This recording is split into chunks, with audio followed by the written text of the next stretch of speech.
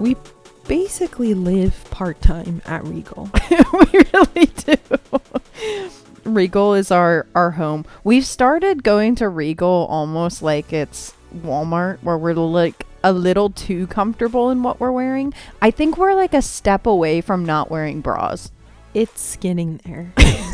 It honestly is. I think we dress worse at Regal than Walmart. Truly. We're down to Crocs only. We are down to Crocs and socks. Giant t-shirts. Huge sweatshirts. Enormous sweatshirts. We're really close to saying zero makeup. No bra. For some reason, turning 32, I just feel like a lot of fucks that I used to give just flew out the window. Are no longer with me. It started happening for me at 30, but for some reason, I feel like this year it just went, bye, see you later. None. This year, why not tits out for Regal?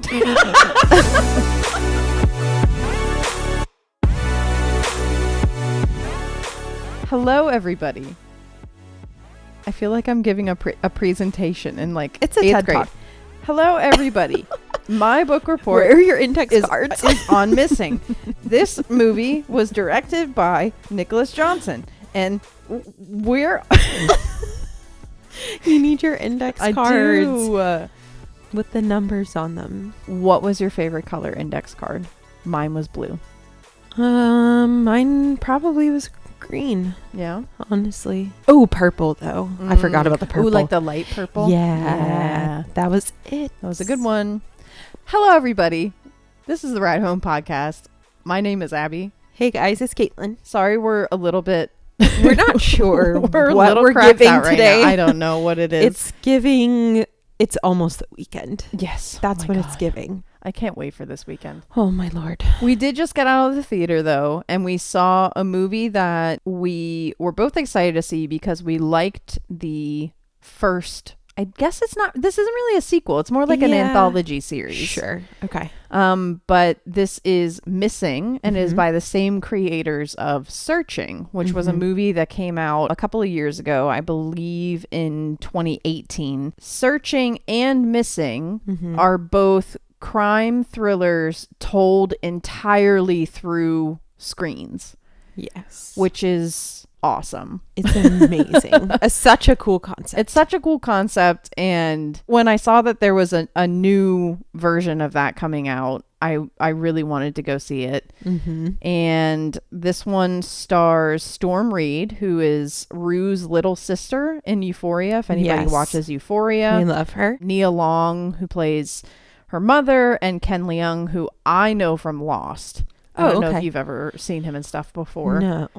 And then also the oldest sister from Transparent, which her name is escaping me right now. But decent cast. Yeah. And again, this was created by the same people, but directed by different directors. I'm so sorry if I mess up these names, but it's Anish Shaganti and Sev Ohanian. Okay. The director of this movie is actually two guys, so it's directors. Interesting. Okay. It's Nicholas D. Johnson and Will Merrick. Have we ever heard of them? I've never heard of them. Okay. So, as always, I will give a brief Google synopsis because this particular podcast episode, even though we've been doing a lot of spoiler, non-spoiler, like 50-50 episodes, I really do think that it would be 100% the wrong move to give any spoilers whatsoever. Because even if you are the type of person who's like, oh, I like spoilers, like I want to know before I go in, this movie, please do not read a spoiler. Please don't. Like, we're not going to talk about them. No. This is spoiler free. It would honestly ruin the whole experience. Yeah. In my opinion. So, zero spoilers. Zero spoilers. So, I am only going to read off the Google approved spoiler free synopsis. Yeah. When her mother disappears while on vacation in Colombia with her new boyfriend, June's search for answers is hindered by an internet. I can feel your eyes looking at me. I have dyslexia. Yeah. So we're going to let Caitlin read this. Okay. It's okay. I sometimes do this in like multiple parts and cut it together, but we're just going to let Caitlin go for it. Okay. From the top. from the top. Okay. When her mother disappears while on vacation in Colombia with her new boyfriend, June's search for answers is hindered by international red tape. Stuck thousands of miles away in Los Angeles, June creatively uses all the latest technology at her fingertips to try and find her before it's too late. However, as she digs ever deeper, her digital sleuthing soon raises more questions than answers. Dun, dun, dun. What could they be? Thank you for reading that for me. You're me. Welcome. I know we kind of spoiled a lot of your reaction on the Instagram post that I made, but what are your thoughts and feelings coming out of the theater? For those of you wondering about the pictures on Instagram, none of those were staged. Nope. At all. I honestly did not even know she was taking those pictures. I took them very quickly. And I didn't. I felt like paparazzi. Yeah, like I actually did not even register that you were taking any photographs of me at all because I was engrossed. Yeah. So if that tells you anything about my thoughts and feelings about the movie, it should. This movie for me just slapped. Like, I have to say, it was a wild ride. I had a lot of emotions, a lot of strong reactions. When I say like on the edge of my seat, I literally was on the edge of my seat. The photographic evidence. The pictures are there to prove it. I thought that it was a really cool story. Yeah. And I thought the format of this movie being in like on screens, I thought that it was almost more impactful in this movie than it was in Searching. I feel like because technology develops so fast in the 2000s, it's like 3 years apart can be astronomical in terms of like technology. And if you think about like if Searching came out in 2018, they were probably using 2016 technology to make it, and then now they're using 2021 technology to make a movie coming out this year. And so you have a really heavy like emphasis on TikTok now, and I feel like kids in general are also so dialed into technology, whereas in the first movie it was a father looking for his daughter. I feel like a teenager using technology right now is so much more like developed and complicated, and they know all the hacks and the details. Like, one of my favorite stories ever is that we got married last year, and my sister-in-law was like, oh yeah, like we already know who's coming because Lily hacked your wedding website. And I was like, what? Yeah. So my like 14-year-old niece could literally hack into our Knot page. And here I am thinking like, how, like I literally couldn't even process how she could do that. Not a clue. Teenagers now, they just know it's like their second home.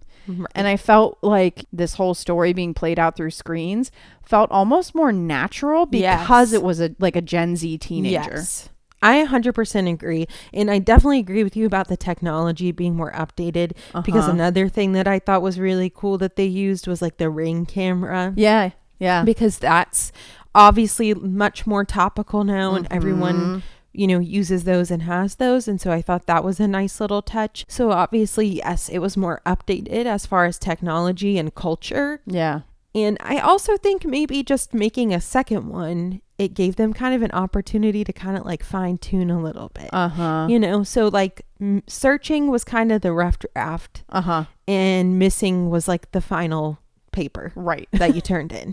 So I mean, we loved Searching, so I'm not like saying that I'm not shitting on Searching. I'm just saying that this was like Searching on steroids. It really was like absolute steroids. I think for me, Searching was a little more meaty. I think there were like a few times in Searching where like I had like tears welling up. There was like a lot of like depth behind it. And also I think John Cho gave like an incredible performance in Searching. Really did. So I think that the screenplay was a little bit better. The writing was stronger. The characters were stronger. The acting was stronger. However, in this one, the format was stronger, and just the mystery itself was way fucking crazier. Yeah. Like it was wow, crazy. yes. So I think this one was just a little bit more heart-stopping, and like there were some scenes that you were legitimately scared. Mm-hmm. Like you got your fear tears. I had You fear had fear tears. crying. I had like legit fear tears. Like Yeah. they were like actual tears rolling down my cheeks out of both of my eyes. Uh-huh. Just from one moment. I know. And on top of also being scared, there were moments where we were just in pure shock because the twists in this one were like, it felt like whiplash at certain times, you know? And as we were discovering things, sometimes like I would figure it out right as it was happening, and I would be like squeezing your leg because I was like, oh my God, I know this is going to happen. Yes. It was a very easy to follow along mystery, even though there were so many twists and turns. And it wasn't trying to like be too smart, if that makes sense. No. Like sometimes there are even like mystery books where there's a twist and I'm just like, now why'd they do that? Right. And it's like it's taking it just a notch too far. And this one, I felt like all of the twists were earned and they were exciting and they were fun. And it was just like watching a crime novel, but like through screens and in a really well-paced movie. It did feel like whiplash, but at the same time, I really can't have imagined it being paced any differently. Yeah. Because the timing of everything in this story was great. Yeah. Like it just played out so well. And I think that's why for someone like me, a person who just like experiences a movie and like lets it happen kind of thing, I'm not trying to figure anything out. So You're I just wasn't letting it go. I mean, this one, you know, movies like this, I feel like you're kind of trying to figure out with them, you know, but like my brain, I'm like with the person and you are like moving ahead. You know what I mean? So like I'm staying where we're at in that moment of the story. Right. You're like trying to think ahead and figure it out. Right. So I think for me, the twists and turns were like so much more emotionally impactful for me because it was like I felt like I was figuring the things out as she was, Right. as June was. And I think that's why like I had fear tears, why I was like literally leaning forward in my seat and like having my hands up on my head. Like it was just like, what the hell is going to happen next? Because you could feel it like building and building and building. And I think it was just crazy. Like it was just such a crazy story. It was such a good popcorn movie. It was just such a fun movie to be in. And I also think that even though we haven't experienced our mother going missing in Colombia with her boyfriend, right. I feel like so much of this movie was real life technology problem solving that we all do on a daily basis. So it's like, instead of tracking your mom's cell phone, you might have tried tracking your cell phone that you've left in an Uber. Or like, instead of trying to break into your mom's boyfriend's email account, you have tried to break into your own email because you forgot your password. Yeah. And so like we've all done these things that she's doing. And so it's not this like crazy high tech, like out there. No. I know some movies can get a little carried away with technology where it's like, that could never happen. Right. This one was so believable because every step that she took, I was like, that's what I would have done. Like that's what my next step would have been. Yeah. In a regular detective movie or something like that, where police work, they almost have to make up what police work is like because like screenwriters and authors, they don't know. They could do a ride along all they want, but they don't actually know how police work is done. And I know a lot of cops and FBI agents have said like crime thrillers are so ridiculous. Like nothing about it is not ridiculous. real at all. This movie recognized how different actual investigations are from like what people on the internet can figure out and do. Yes. Because she was trying to get security camera footage from the hotel her mom was staying at. So the last place she knew her mom was at. Right. So she was trying to get the hotel footage, and she initially submitted paperwork to the US Embassy, and again, what the Google synopsis was saying was that there's so much red tape that like the embassy has to contact the FBI, and then the FBI has to contact the Colombian police, and then the Colombian police have to contact the hotel. Right. And in a regular crime thriller, it's like we probably would have had that footage 5 minutes ago, and it would have been this like really fast, like, oh, the cops did this and then they did this and now they have DNA and now it's solved. And I think her coming up with this like creative solution that I'm not going to spoil because I think it's so much fun. She comes up with a solution to having feet on the ground in Colombia and having someone working with her in Colombia. And even that was so original and creative, but also realistic and very interesting at the same time. Yes, it was so believable. And I think going back to what you said at the beginning, I think why it was so believable is not only because it's things that we would do or think about and we've kind of experienced in some way, not in the same context obviously, but have experience. But I think what made it so much more believable is that she's an 18-year-old. Because 18-year-olds today, they can figure out anything. Like they may as well work for the FBI. Because they can do so much with technology that I simply just will never be able to do. They literally just process it differently. And they are able to work with it so much more effectively and complex than us. Like we're so old. And I think that's what made it so believable, is because like an 18-year-old legit would do all of this. The use of technology in this one was not only fun and crazy and like mind-blowing at times, but it was also like functional. Like it was actually like what could happen. I think because it was like Venmo and Instagram and TikTok and Google and Gmail, like all things that we all know and use every single day. Like it wasn't like made up social medias. Like whenever you see like FBI or military movies and they have like touch screens where they're moving things around and it's like bleep, bleep, bleep, bleep, bleep, bleep, and it's like space basically. It's like, what even is that? I also thought that they were really creative with, I don't know if you call it the cinematography because it's all done on screens. What is it even called? But this one, they had some really, really creative scenes. And one of the most creative isn't a spoiler. It was just how they showed a party that she went to. So the lead character, June, obviously is a teenager. She's at a party and she's drinking. And the way that it was shot was pure Snapchat, TikTok, but all cut together. So that you saw it from like multiple angles happening at the same time from different perspectives. And eventually she like gets the spins because she's really drunk. It's multiple angles around, watching her kind of like being sick. And it's people filming her at this party. And I was just like, whoa, it like gave me the spins. Like it really felt like you were like in that moment more so than if they were filming it with a normal camera. As an editor, I was watching the whole thing and just thinking like, you know, this would have been really fun to put together. Like I would have had a blast putting it together and like super fucking creative.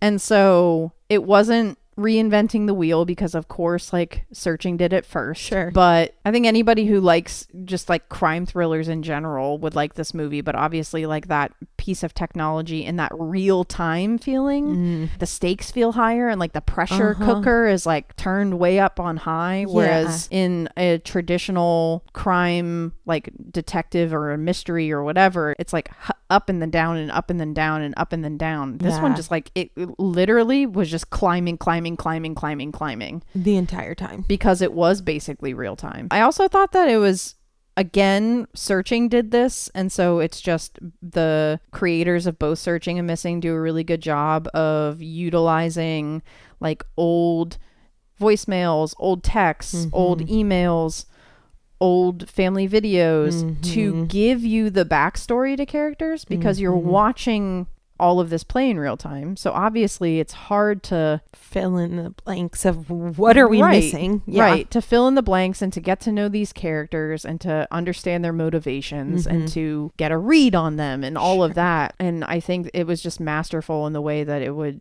utilize somebody looking back at things, which I think everybody does that, where you're just like, you know, you're rereading an old text being like, did I read this right? Like, was I right about this person? Again, just playing into the relatable piece and how realistic it was. And I think, again, for me personally, the pieces of it that felt so real, you just kind of forget that this stuff is so crazy it couldn't happen, because you just feel like you're in it with them. Yeah. And you just feel like it's all happening. And I just think it was incredibly effective at what it was trying to do. Yeah.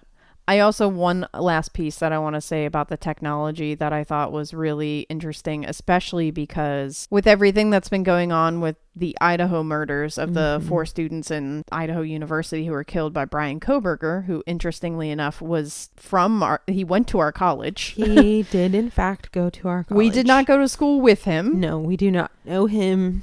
He was after our time, but he did in fact go to our school for undergrad and graduate. Yep. But I think the interesting thing about the Bryan Kohberger case was that in real time, as the cops were trying to figure out who this person was, the internet was popping off. They were doing like deep analysis of the security cam footage. They were analyzing the backstories of every boyfriend, every like male that was in a video of them at a food truck. They were getting these like psychics to listen in. Dude, literally, it was just like all of a sudden, everyone on TikTok is a detective. They all had an opinion and they all thought they were 100% right. They were just convinced. Like, they were all forensic psychologists. In this movie, there was a scene, which is so funny because they wrote this movie before like the Kohberger case. Yes, I did think that was interesting. But there was a whole scene where it was TikTok sleuths trying to figure out the case, and June was watching them and just kind of like getting frustrated, like, this is my life, and like why she was like, y'all are not getting the information. Right? But then also there are the cases like the documentary, the what's it called, the Don't Fuck with Cat People. Oh yeah. Or Don't Fuck with Cats. Yeah, that was it. Where like they solved a murder. Solved it. Yeah. So I mean, sometimes yes, it can be a good thing, but TikTok's just getting out of hand with that, I think. TikTok is always like a little too extra. Yeah. Now that we've gassed this movie up, yeah, is it time for me to tear it down? Yeah. I have to give critiques. I'm so sorry. I know. My number one critique, the acting. Yeah. But here's the thing, is that there were 2 actors who were very good in it, and one of them was the lead. Yeah, I was going to say. So 80% of the movie, she is on screen. So June is fine. She's great. Yes. She did a great job. The woman who plays her mother, not so much. No. Which is interesting because she's like been in things. Yeah. The girl who played her best friend, not so much. The guy who played the FBI agent in Colombia, not so much. The boyfriend, not so much. So it was really hard because the story was so enthralling, but then you would have this like voicemail that you would listen to, and it would be like, "Hi, June, this is Detective Park from the FBI. I really need you to stop unlocking your mom's Gmail account because any illegally obtained documents will hinder this investigation, for we cannot submit them in a criminal court of law." And I was just like, oh no. But I was very like, it wasn't to the point that it took me out of the story. I was gonna say, it wasn't to the point that it was distracting enough to like to take away from the movie. No, we just had a few little issues. Just a few little issues. Okay, so I will agree with that critique. Okay. Well, there we go. Okay. What else? My only other critique was that, and I think you'll actually agree with this one too. Okay. Interesting. Was that I felt like they almost tried to force some messaging into this movie. You know, like it felt like they were like, call your mom because she might go missing. Yeah, you know what I mean? Yeah. It wasn't done in a subtle way. No. Nothing about this movie was subtle. No. To be honest. Subtlety was not there. No. But here's the thing, is that I can overlook that completely because if you go to see Top Gun Maverick, That's not Yeah. subtle. No. If you go to see Avengers, that's not subtle. No. So like action movies don't have to be subtle. No, they don't. And, you know, comedies don't have to be subtle. You can see the most ridiculous shit in a comedy movie. Like Ted, the bear one. Like you can literally... Why'd you remind me about that movie? You hate that movie. I hate that movie. Wow. I hate I that know. movie so much. I wish everyone could see Caitlin's face right now. Why the hell did you have to bring that movie up? Okay. So, but like, here's my point is that you just needed the pieces of the puzzle to get to the crazy shit. Yeah, that's all.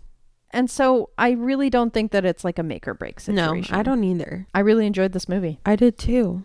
What's your popcorn score? My popcorn score is a large popcorn. Fill her up. Fill her on. And put some butter on it.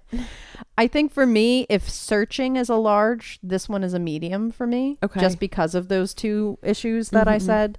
But an absolutely, like, truly enjoyable medium. I will watch this movie again. 100%. I do know that the first time anyone sees it, you're never going to be able to recreate the reveals and like that feeling of figuring it out with them. You won't. So again, please stay off the internet if you plan on seeing this movie. Please don't read spoilers. Don't watch spoilers. If you come across something on your feed that has it, just skip it. Go to the theater. Get a giant bucket of popcorn. I don't suggest an icy because you might die like I almost died. Unless you just get a small icy. Maybe get a small icy. Yeah.